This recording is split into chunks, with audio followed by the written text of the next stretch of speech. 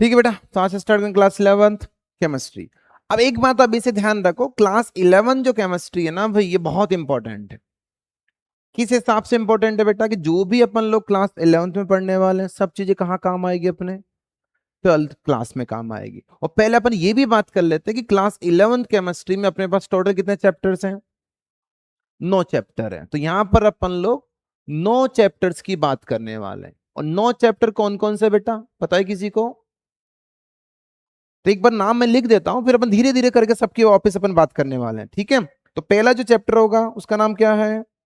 Some basic concept of chemistry. Some some basic concept of chemistry. Some basic concept of chemistry, ये होगा आपका chapter number 1। Chapter 2 कौन सा है बेटा इसमें, पता है? स्ट्रक्चर ऑफ एटम, या सिंपली इसको एटॉमिक स्ट्रक्चर भी आप बोल सकते हो। एटॉमिक स्ट्रक्चर, कौन सा बोल सकते हो उसको आप? Atomic structure. चैप्टर 3 कौन सा है बेटा अपना? क्लासिफिकेशन ऑफ एलिमेंट्स, या simply periodic classification of elements, या सिंपली इसको कभी कभी पीरियोडिक टेबल भी बोलते हैं। Periodic classification, periodic classification. Chapter 4 कौन सा है? Chemical bonding. केमिकल बॉन्डिंग वाला जो चैप्टर है बता, बहुत इंपॉर्टेंट है, बहुत इंपॉर्टेंट चैप्टर है। बहुत सारे क्वेश्चंस यहां से एग्जाम में आते हैं। Chapter 5 thermodynamics. और चैप्टर 6 कौन सा बेटा? इक्विलिब्रियम, ये भी अच्छा चैप्टर है। और चैप्टर 7 कौन सा अपना? Redox reaction. तो चैप्टर 8 कौन सा है बेटा अपना? जीओसी। जीओसी मतलब जनरल ऑर्गेनिक केमिस्ट्री, ठीक है। और चैप्टर जो 9th होगा दैट इज द हाइड्रोकार्बन। तो टोटल अपने पास 11th क्लास में 9 चैप्टर्स हैं। कितने चैप्टर है? 9 चैप्टर। और ध्यान ये रखना बेटा, ये जितने भी चैप्टर अपन यहाँ कवर करने वाले हैं, पूरे चैप्टर अपने लिए इंपॉर्टेंट है। जो भी अपन लोग पहले चैप्टर में सीखने वाले हैं, इसका यूज अपन लोग चैप्टर 2 में करेंगे। चैप्टर 2 में जो सीखेंगे वो चैप्टर 2 बहुत बेसिक चैप्टर होगा। इसमें बहुत सारी चीजें आप सीखोगे। इलेक्ट्रॉनिक कॉन्फ़िगरेशन निकालना, आई समझ में, बहुत सारे मॉडल्स भी अपन लोग यहाँ पर पढ़ने वाले हैं। बहुत एटॉमिक मॉडल की बात करेंगे, क्वांटम मैकेनिकल मॉडल की बात करेंगे। और यहाँ पर जो अपन सीखेंगे उसका अपन यूज कहाँ करने वाले हैं बेटा? पीरियोडिक क्लासिफिकेशन ऑफ एलिमेंट्स में। और फिर चैप्टर 2 और चैप्टर 3 में अपन जो पढ़ चुके होंगे उनका यूज अपन कहाँ करने वाले हैं? चैप्टर नंबर 4 में केमिकल बॉन्डिंग। सबसे इंपॉर्टेंट चैप्टर है भाई ये केमिकल बॉन्डिंग। तो समझ पा रहे हो? अगर चैप्टर 4 आपको सीखना, तो चैप्टर 4 से पहले हमें क्या आना चाहिए? चैप्टर 2 और 3 का आइडिया तो एकदम क्लियर होना चाहिए, थोड़ा बहुत 1 भी आपको आना ही चाहिए। आज समझ में? ठीक है। अगर ये चारों चैप्टर आपको आते हैं तो फिर अपन कहां पे जा सकते हैं बेटा? इस वाले चैप्टर पे। किस पर? रिडॉक्स वाले चैप्टर पर। रिडॉक्स वाले चैप्टर में, चैप्टर जो 7 अपना है, उसमें केमिकल बॉन्डिंग का पूरा यूज होता है। और उसमें जो चैप्टर 3 होगा पीरियोडिक क्लासिफिकेशन, उसके भी पूरा यूज यहां पर होगा। आई समझ में? और जो अपन इन सब में पढ़ चुके बेटा, उन सब का यूज अपन कहां करने वाले हैं? जीओसी में भी यूज होगा। और जीओसी में जो पढ़ेंगे उसका यूज कहां होने वाला है? हाइड्रोकार्बन में यूज होगा। आई समझ में? और थर्मोडायनेमिक्स में ना इन चीजों का उतना यूज नहीं होता, लेकिन फिर भी बेसिक बेसिक चीजें हमारे यहां पर भी काम आएगी। और सेम अपना रहेगा इक्विलिब्रियम के साथ। गेटिंग? तो ये सब चैप्टर जो भी अपन यहां पर कवर करने वाले हैं, सब आपस में क्या है? इंटरलिंक्ड है, इंटरकनेक्टेड है। गेटिंग? और एक और बात समझना बेटा, जो चैप्टर आपका 8 और 9th होगा, ये दोनों चैप्टर किसके पार्ट हैं? थोड़ा बहुत आपको आइडिया होगा केमिस्ट्री के कितने पार्ट होते हैं? 3 पार्ट होते हैं। कौन कौन से? ऑर्गेनिक केमिस्ट्री, फिजिकल केमिस्ट्री और इनऑर्गेनिक केमिस्ट्री। तो लास्ट के 2 चैप्टर जो होंगे, लास्ट के 2 चैप्टर जो होंगे, ये किसके होंगे? आपके ऑर्गेनिक केमिस्ट्री के। और एक और बात ध्यान रखना, ये 2 चैप्टर जो होंगे ये बहुत इंपॉर्टेंट चैप्टर है।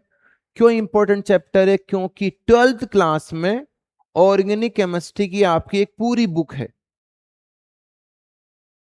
किसकी बुक है भाई? पूरी ऑर्गेनिक केमिस्ट्री की एक पूरी बुक है, पार्ट 2। उस पूरी बुक में कितने चैप्टर बेटा? 5 चैप्टर है। और ये पांचों चैप्टर आने के लिए आपको ये दोनों चैप्टर आने ही चाहिए। अगर आपको जीओसी और हाइड्रोकार्बन की नॉलेज नहीं है तो आपको कहां प्रॉब्लम होने वाली है? 12th क्लास केमिस्ट्री में, ऑर्गेनिक केमिस्ट्री वाले पार्ट में। समझ पा रहे हो? तो कहने का मतलब आपको समझ में आ गई होगी ये दोनों जो चैप्टर्स होंगे बेटा ये बहुत इंपॉर्टेंट है 12th क्लास के लिए। और इवन 12th क्लास में आपके टोटल 10 चैप्टर है बेटा। 5 चैप्टर तो आपके किसके? ऑर्गेनिक केमिस्ट्री के। बाकी 5 चैप्टर आपके सेकंड बुक में होंगे, कुछ फिजिकल के होंगे, कुछ उसमें इनऑर्गेनिक होंगे। उन सब चैप्टर के लिए भी आपको ये वाला चैप्टर, आपको रिडॉक्स वाला चैप्टर, आपको पीरियोडिक क्लासिफिकेशन वाला चैप्टर, एटॉमिक स्ट्रक्चर वाला चैप्टर, ये चारों चैप्टर बाकी 5 चैप्टर के लिए भी आपको आने चाहिए। तो कहने का मतलब क्या है? 11th class is very very important class. तो 11th क्लास में जो भी अपन पढ़ने वाले हैं बेटा, एक तो ये सब चीजें आपस में इंटरकनेक्टेड है। उसके अलावा ये जो भी चीजें अपन कवर करने वाले हैं सब कहाँ काम आएगी? अपने 12th क्लास में। गेटिंग? इसलिए 11th क्लास को आपको एकदम आराम से अच्छे से पढ़ना है। ठीक है, चलिए तो आज कौन सा चैप्टर स्टार्ट करने वाले हैं अपन लोग? Some basic concept of chemistry. तो सीधा अपन लोग लिखना स्टार्ट करेंगे, और लिखना स्टार्ट कर दो बेटा, हेडिंग लगाओ। Some basic concept of chemistry. Some basic concept of chemistry. Some basic concept of chemistry. चले पहले बात कर लेते हैं इंट्रोडक्शन।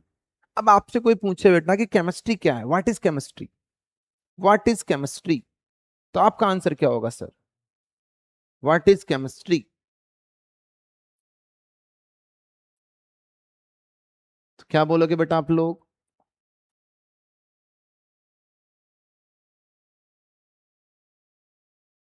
सिंपल सी बात है भाई। सॉरी।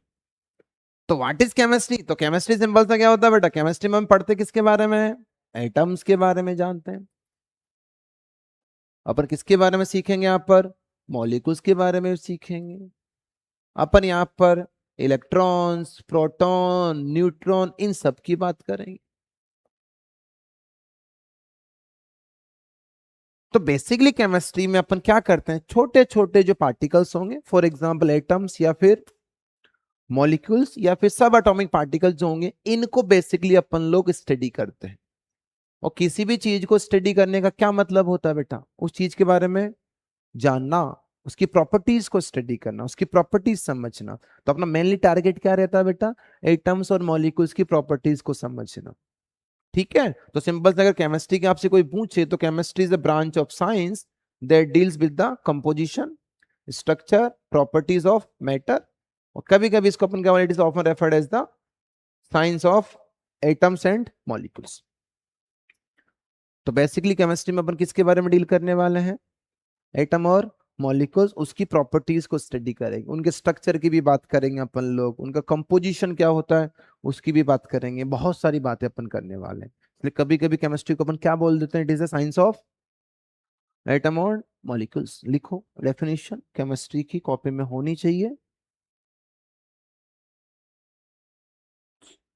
तो chemistry is a science of atom and molecules.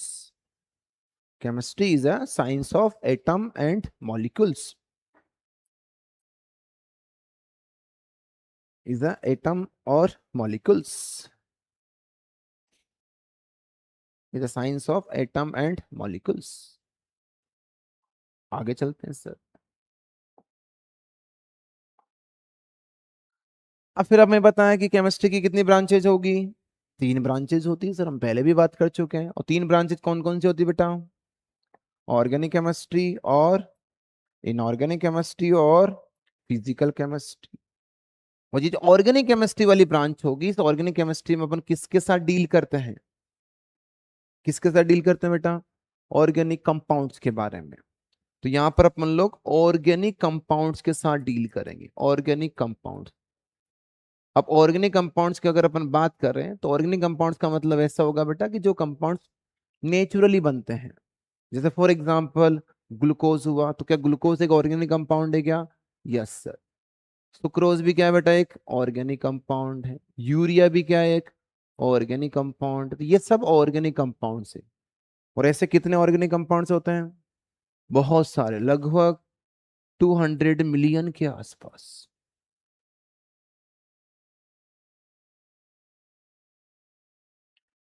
तो केमिस्ट्री की इस वाली ब्रांच में, ऑर्गेनिक केमिस्ट्री का में अपन ऑर्गेनिक कंपाउंड को स्टडी करते हैं। और ऑर्गेनिक कंपाउंड ये बहुत सारे होते हैं, और इनको स्टडी करने का मतलब क्या होता है बेटा? ऑर्गेनिक कंपाउंड को स्टडी करने का मतलब क्या? इनकी प्रॉपर्टीज को स्टडी करना। तो अपन इनकी प्रॉपर्टीज को स्टडी करते हैं। और आपको शायद पता होगा कि प्रॉपर्टीज कितने टाइप की होती है? दो टाइप की प्रॉपर्टीज होगी सर, 10th क्लास में भी आप लोगों ने पढ़ा होगा, फिजिकल प्रॉपर्टीज और केमिकल प्रॉपर्टीज। तो अपन यहाँ दो टाइप की प्रॉपर्टीज की बात करने वाले हैं, फिजिकल और केमिकल प्रॉपर्टीज। प्रॉपर्टीज आए समझ में? ठीक है। सेकंड वाली जो ब्रांच होगी उसको अपन बोलते हैं इनऑर्गेनिक केमिस्ट्री। और इनऑर्गेनिक केमिस्ट्री में अपन किसको स्टडी करते हैं बेटा? इनऑर्गेनिक कंपाउंड्स को, इनऑर्गेनिक कंपाउंड्स। और इनऑर्गेनिक कंपाउंड्स का मतलब क्या होता है बेटा? नॉर्मली आपके सॉल्ट हो गए, आपके एलिमेंट्स हो गए।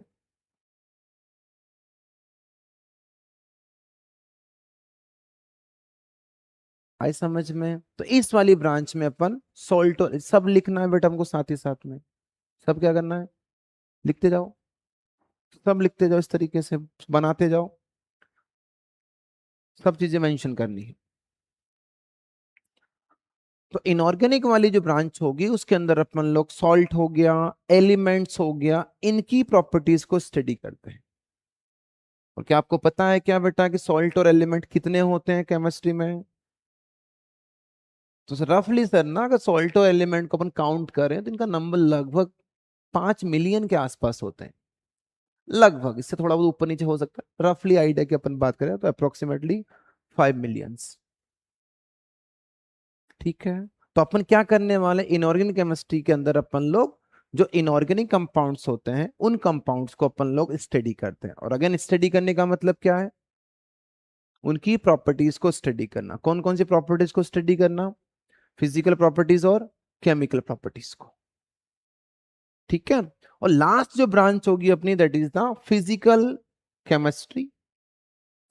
और फिजिकल केमिस्ट्री वाली जो ब्रांच होगी ना बेटा, बेसिकली ये जो डील करती है ना, वो फंडामेंटल प्रिंसिपल, लॉज और theories governing the chemical phenomena and the physical structure of molecules.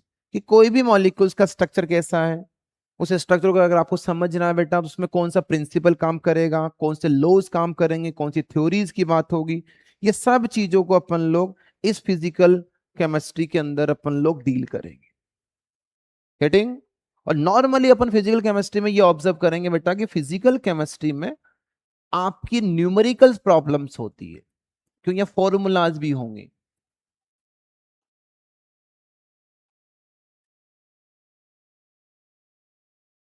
ठीक है। और आपकी जो ऑर्गेनिक केमिस्ट्री होगी, ऑर्गेनिक केमिस्ट्री में बेसिकली क्या होता है बेटा?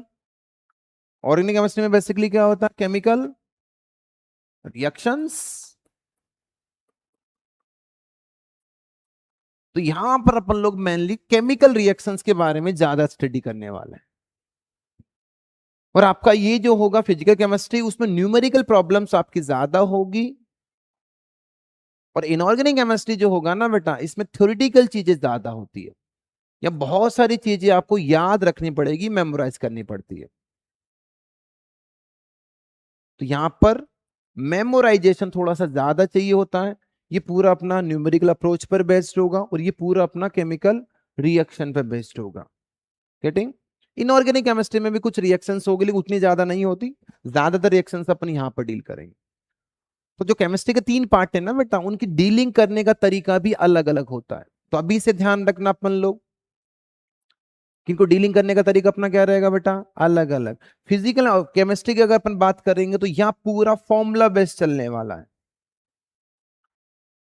और फिजिकल केमिस्ट्री जब आप पढ़ोगे तो आपको ऐसा लगेगा जैसे आप लोग क्या पढ़ रहे हो, मैथ्स पढ़ रहे हो। पूरा फॉर्मूला बेस्ड, पूरे डेरिवेशंस होंगे और अप्रोच भी अपनी वही होगी जो मैथ्स या फिजिक्स में आप जो अप्रोच लगाते हो।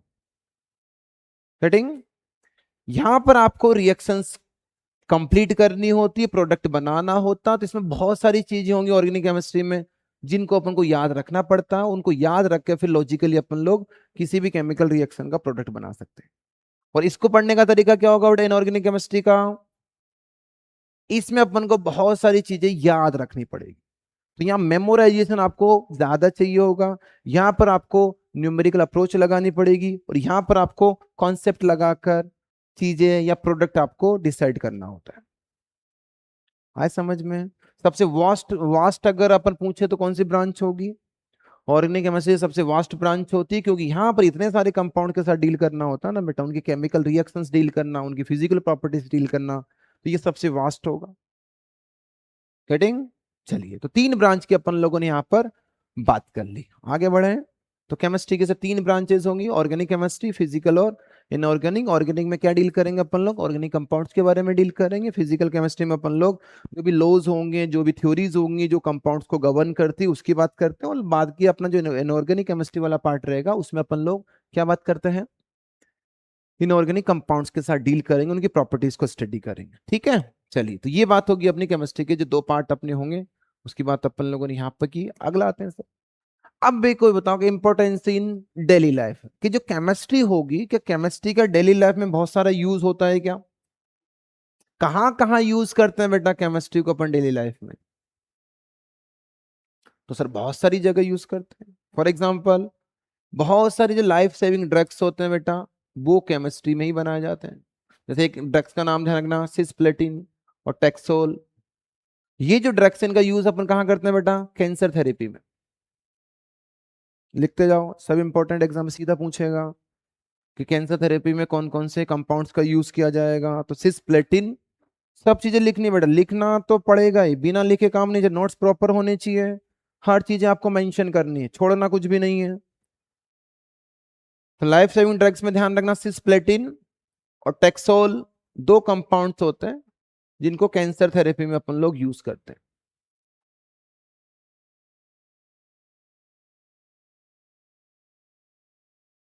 ठीक है, सिस्प्लेटिन और टेक्सोल।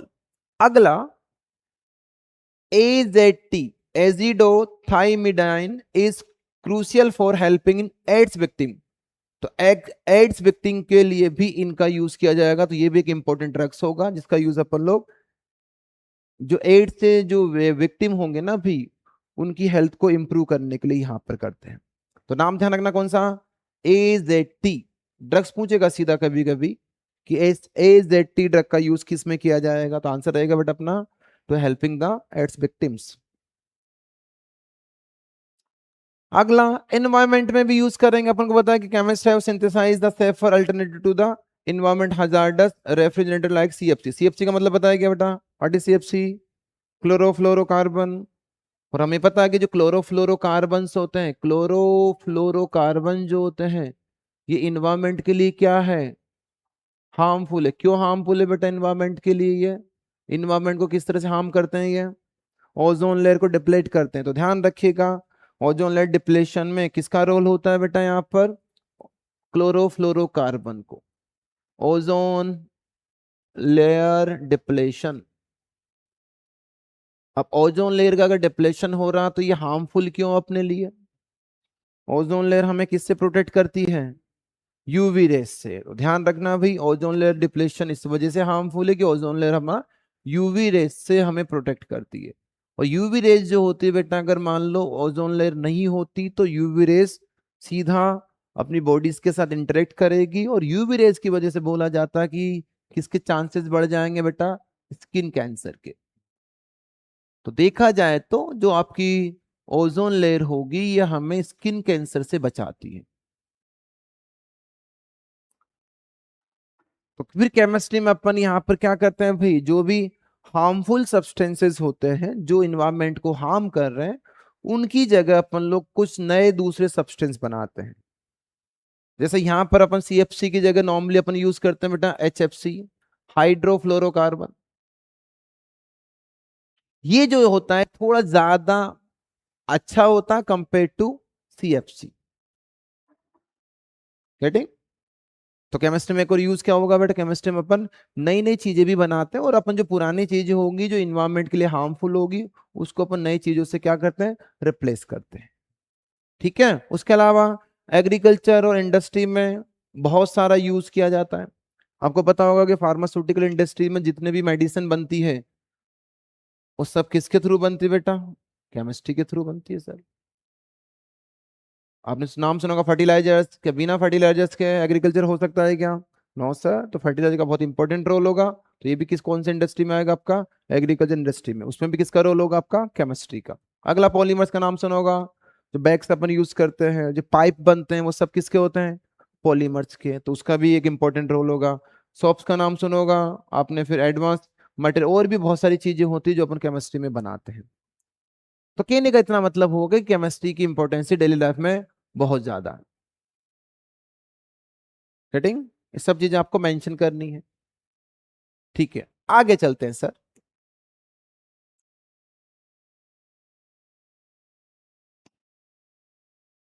अब स्टार्ट करेंगे अपन लोग अपना chapter number 1, that is known as the some basic concept of chemistry.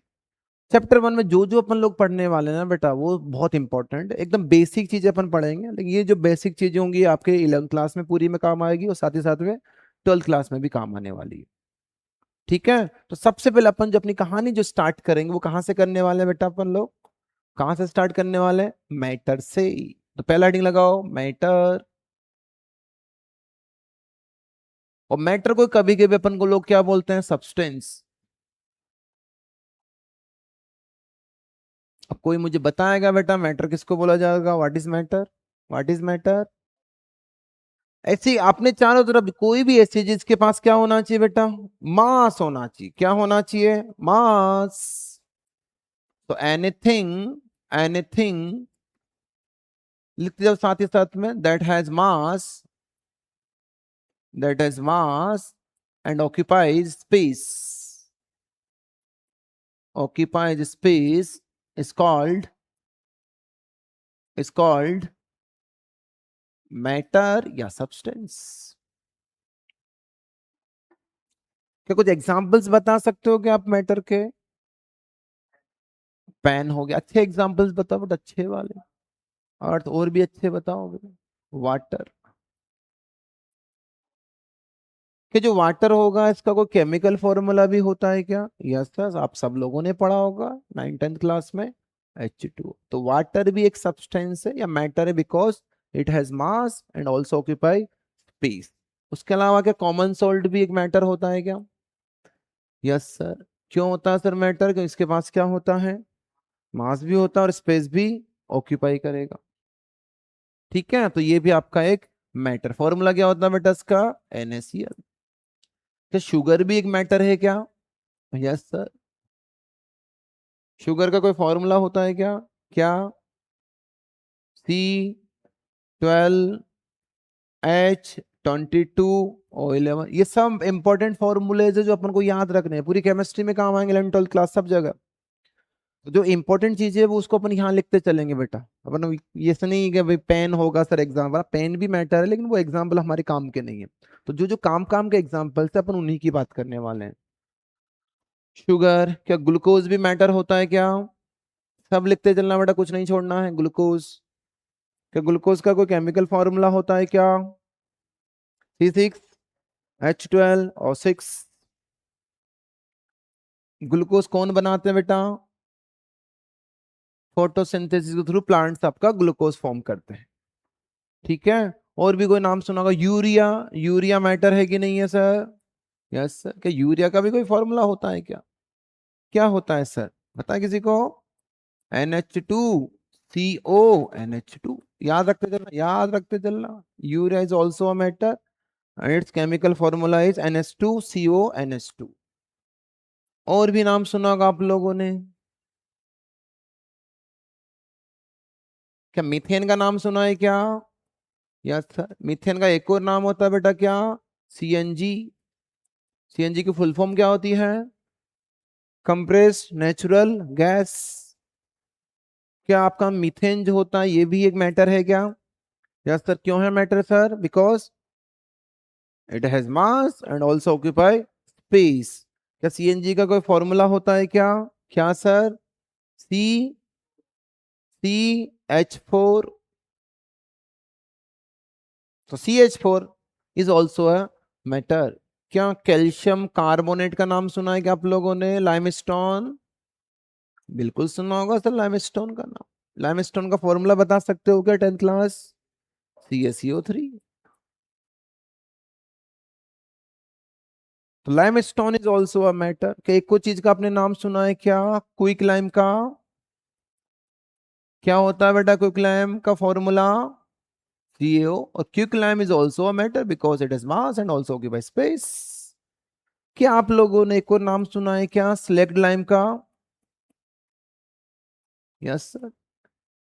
क्या सिलेक्ट लाइम भी एक मैटर होता है क्या? Yes sir. इसका फॉर्मूला बता सकते हो क्या? CaOH का होल्टा है। सब याद रखते चलना बेटा, ये सब चीजें हमारे काम आने वाली है। और ये सब चीजें मैं वही लिख रहा हूं जो आप ऑलरेडी 10th क्लास में पढ़ चुके हो, या नई बात में कुछ कर ही नहीं रहा अभी तो। क्या बेंजीन का भी नाम सुना है क्या आप लोगों ने कभी? यस सर, बिल्कुल सुना है सर। क्या बेंजीन का फॉर्मूला? C6H6। और benzene very important, organic chemistry में बेंजीन ही चलेगा बेटा, बेंजीन बेंजीन बेंजीन। और बेंजीन को कभी कभी क्या बोलते हैं? Mother of organic chemistry. ये ऑर्गेनिक केमिस्ट्री की मदर है, बोलते हैं, बस ऐसे टाइटल दे रखा है, मदर ऑफ ऑर्गेनिक केमिस्ट्री। अब किसने दी टाइटल नहीं पता, बोलते तो हम भी बोल रहे हैं, आप चाहो तो आप भी बोल दो।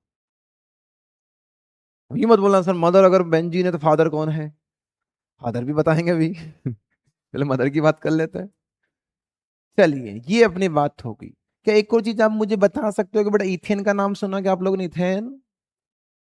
इथेन यस सर, सुना होगा, बिल्कुल सुना होगा। क्या इथेन भी एक मैटर है क्या? Yes sir. फॉर्मूला बता सकते हो इथेन का? Very good, C2H6। तो इथेन का फॉर्मूला होगा C2H6 and ethane is also a matter because it is mass and occupy space. ठीक है। और ऐसे कितने होंगे बेटा मैटर? बहुत सारे होंगे सर, बहुत सारे।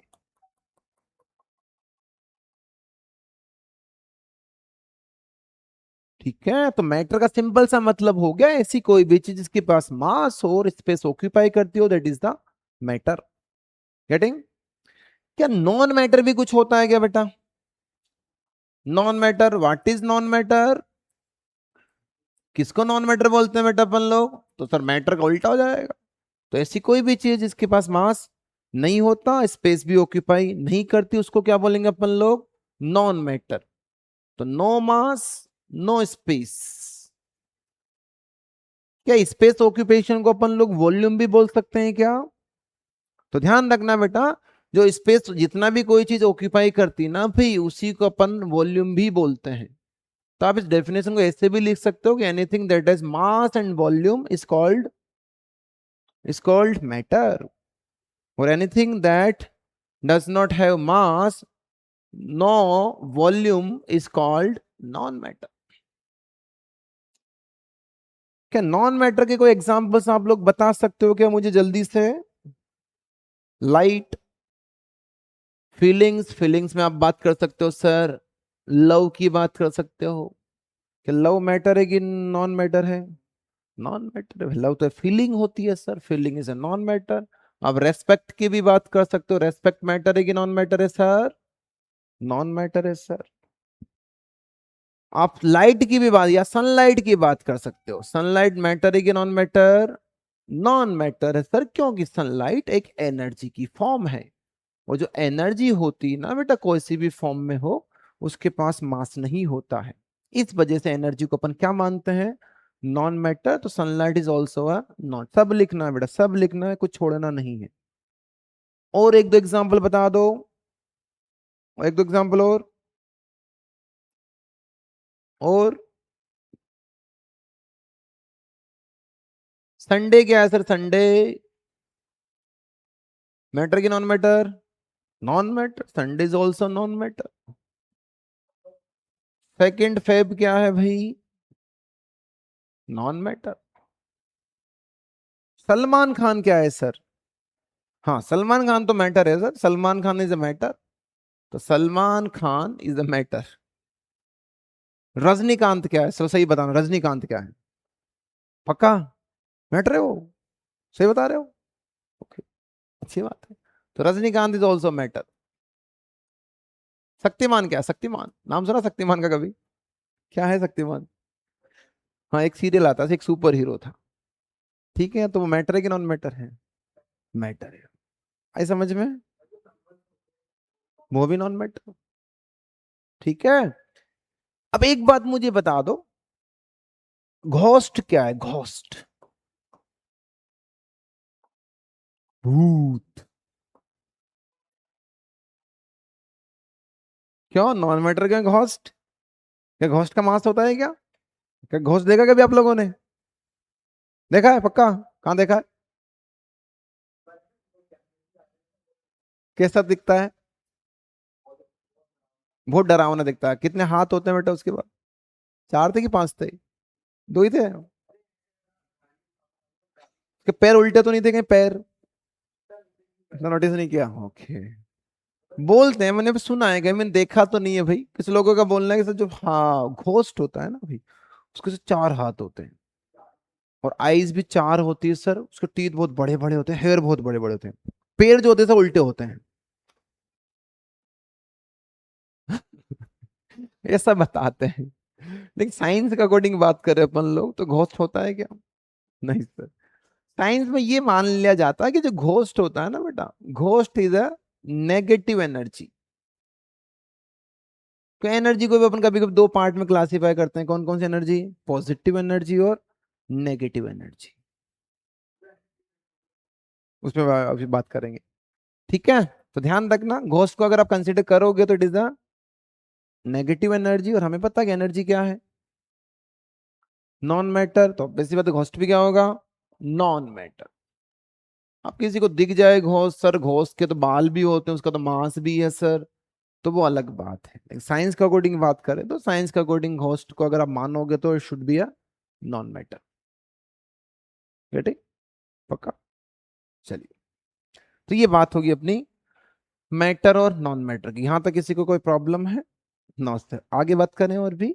चलिए स्टार्ट करते हैं अगली कहानी। उतार उतार लेना बेटा, सब चीजें लिखनी है अपन को, कुछ नहीं छोड़ना है, पूरा लिखना बेटा।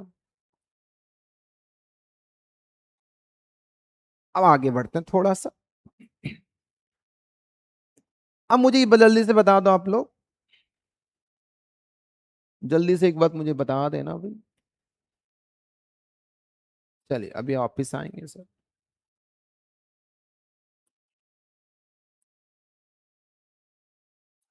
क्या आप मुझे बता सकते हो क्या बेटा कि जो मैटर होगा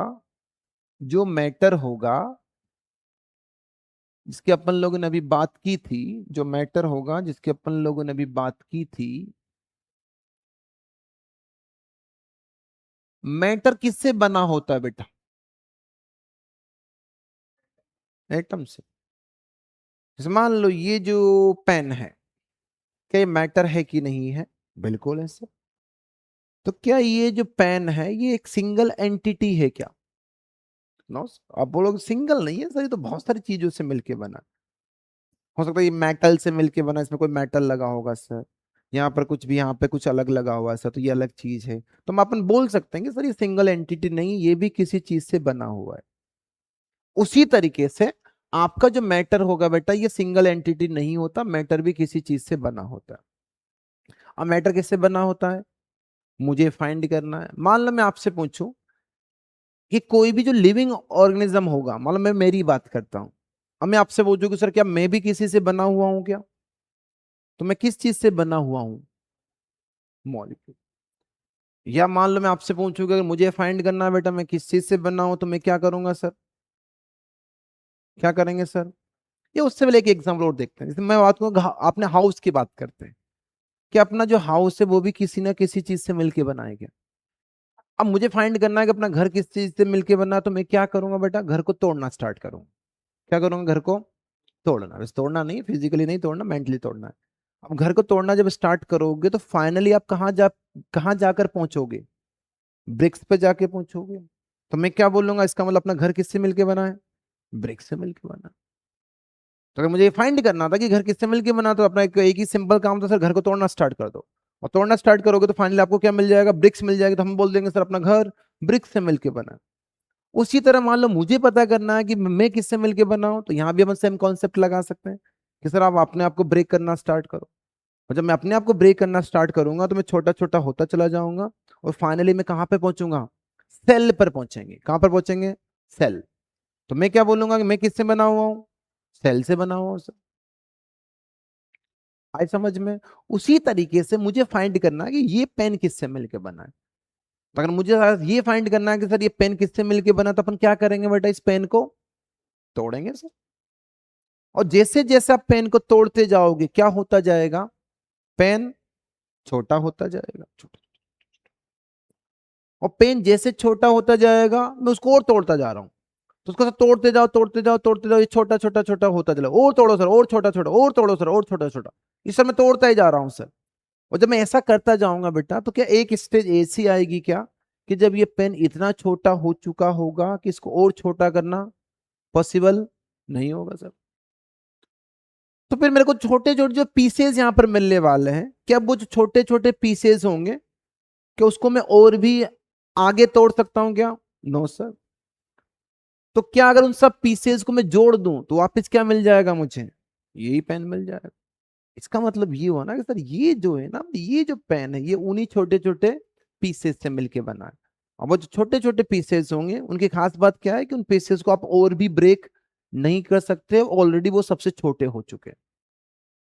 क्या उन पीसेस को अपन देख सकते हैं क्या, नो सर, वो इतने छोटे होंगे सर कि उसको देख नहीं सकते। ये जो काम अपन कर रहे हैं तोड़ने का बेटा, ये मैनुअली कर सकते हैं क्या, नो सर, ये मेंटली बात कर रहे हैं, मैनुअली पॉसिबल नहीं है। लेकिन मुझे पता है कि ऐसा मैं करूंगा तो ऐसा होगा।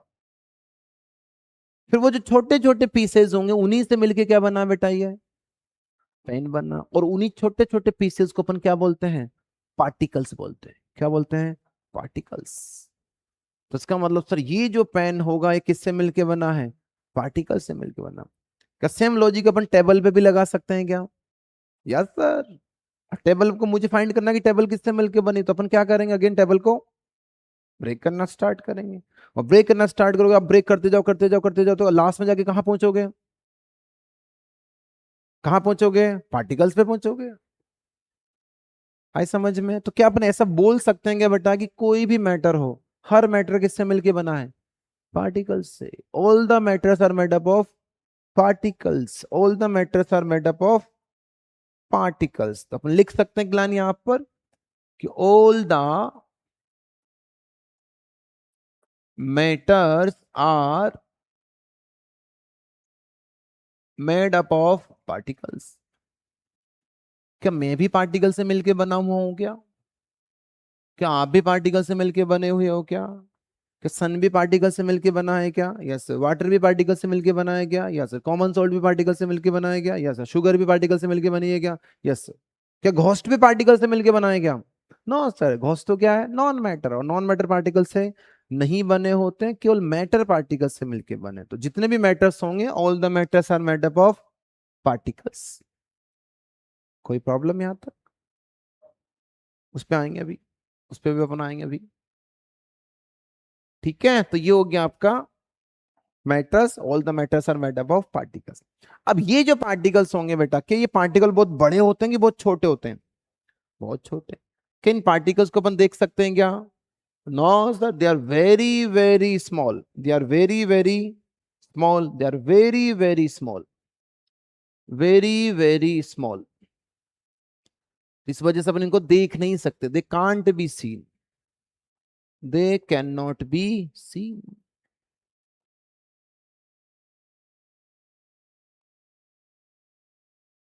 ठीक है। अब बेटा ये जो पार्टिकल्स होंगे ना सर, ये पार्टिकल्स भी दो टाइप के होते हैं। कितने टाइप के होते हैं ये, दो टाइप के। कौन कौन से एक को बोलने वाले अपन क्या, एटम, और एक को बोलने वाले अपन क्या, मॉलिक्यूल।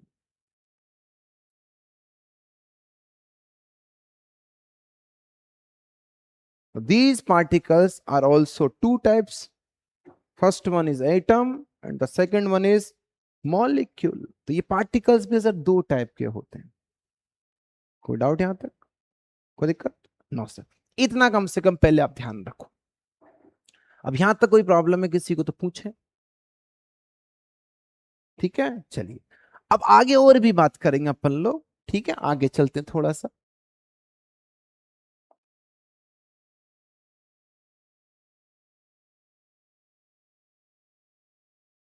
और भी बात करने वाले हैं, अगला बात करेंगे अपन लोग।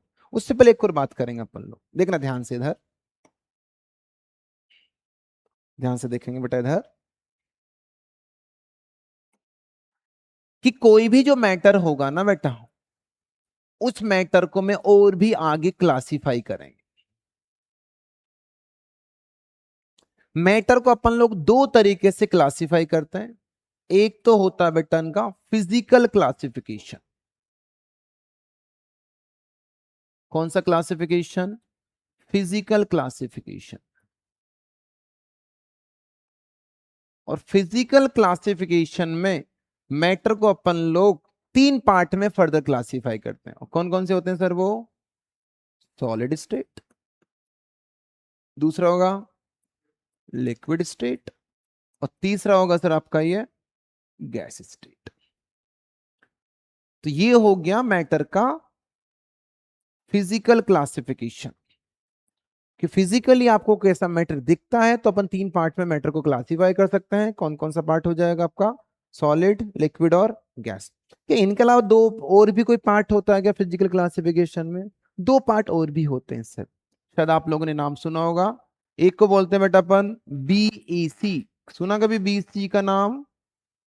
ये भी एक टाइप की फिजिकल स्टेट होती है। हमें पता है कि तीन फिजिकल स्टेट होती है, सॉलिड, लिक्विड और गैस। तीन तो होती उसके अलावा दो और भी होती। इसमें एक होगा बीईसी। बीईसी की फुल फॉर्म क्या होता है? Bose Einstein condensate. Condensate, condensate. और एक स्टेट और भी होती है बेटा, शायद कभी नाम सुना होगा। कौन सा? प्लाज्मा। कौन सी माँ? प्लाज्मा। तो एक्चुअल में कोई भी जो मैटर होगा उसकी पांच फिजिकल स्टेट हो सकती है, या उसको पांच तरीके से मैं फिजिकली क्लासिफाई कर सकता हूं। तीन तो नॉर्मल है जो सबको पता है, सॉलिड, लिक्विड और गैस। इनके अलावा दो और भी होती है, एक प्लाज्मा, दूसरा कौन सा होगा आपका? बीईसी। अब मुझे एक बात बताओ, प्लाज्मा और बीईसी का कभी नाम सुना क्या आप लोगों ने?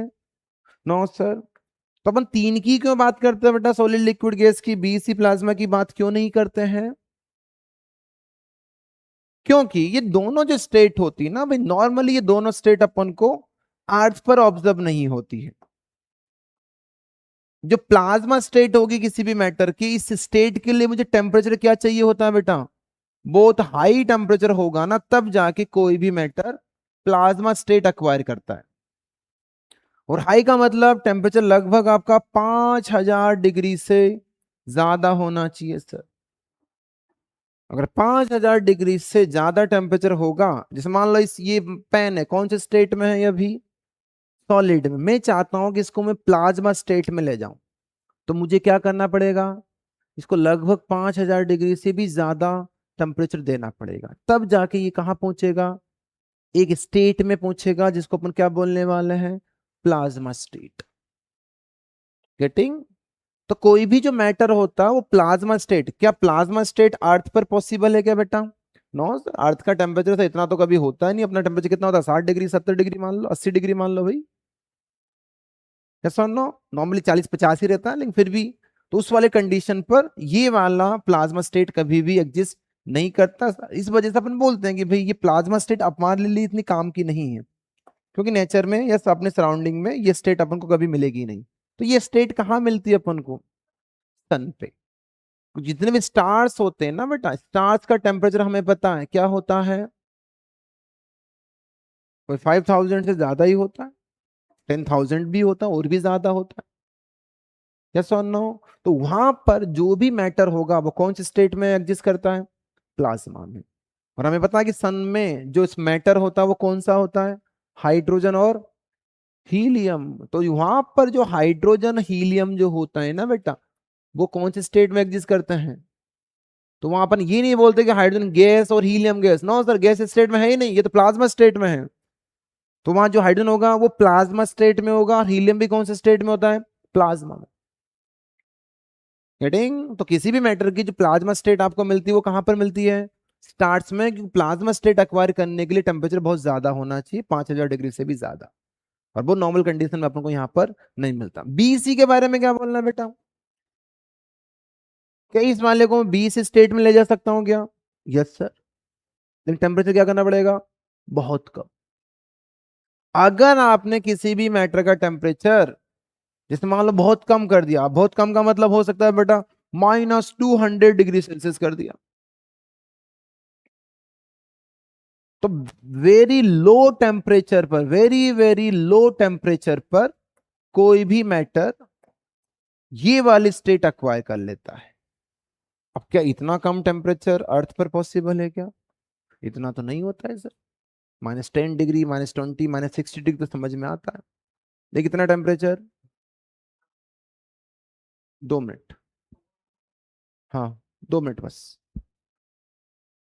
समझ आई? तो ये माइनस कितना हो गया? -200 डिग्री सेल्सियस। अब इतना टेम्परेचर भी पॉसिबल नहीं है जनरली, इस वजह से अपन बोलते हैं बेटा कि बीसी स्टेट की भी अपन लोग बात नहीं करते। और कौन सी की बात नहीं करते? प्लाज्मा की बात नहीं करते। लेकिन होती कितने स्टेट हैं? होती कितनी एक्चुअल में? 5। एक्चुअल में पूछे तो 5 बताएंगे सर। जनरली बात करेंगे तो 3 की बात, सॉलिड, लिक्विड और गैस। गेटिंग?